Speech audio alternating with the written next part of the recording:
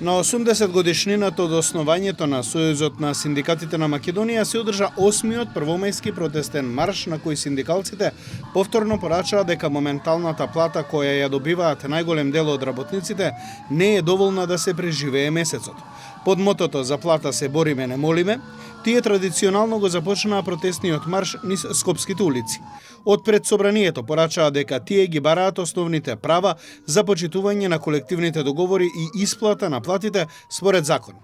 Пред Стопанската комора на Македонија порачаа дека токму бизнисмените и собствениците на компаниите се виновни што младите заминуваат од државата. Побараа да им се исплатат повисоки плати и да го споделат профитот со работникот, бидејќи на тој начин ќе ги задржат квалитетните работници, но и младите во земјава. Синдикалниот марш заврши овде пред владата, откаде што претседателот на Сојузот на синдикатите на Македонија им порача на владините представници дека тие денеска го користат празникот за продолжен викенд. Затоа тој рече дека тие ќе останат и понатаму на браникот на работниците и ќе се борат за минималната плата која треба да изнесува 600 евра.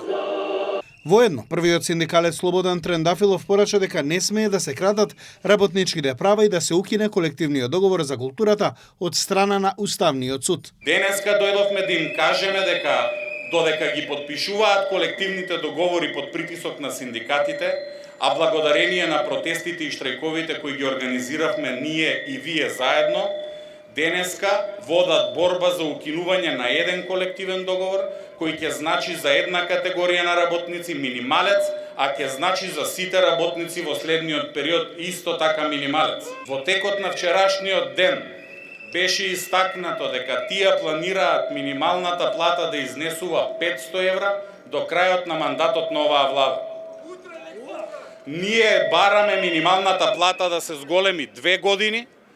2 години одбиваат да зголемат. Премиерот Христијан Мицкоски денешниот првомајски марш го оцени како демократско право и потсетува дека сепак владата, која тој предводи, излегла во пресрети на приватните компании, но и на јавната администрација со потпишување на колективните договори.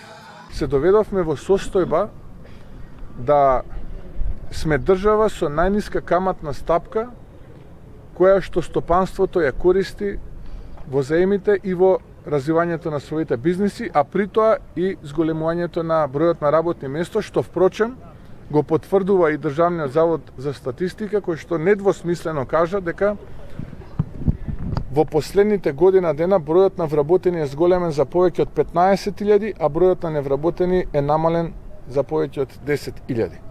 Владата повеќе пати изјави дека тие успеале да се договорат со синдикатите на администрацијата за зголемување на платите на административните работници.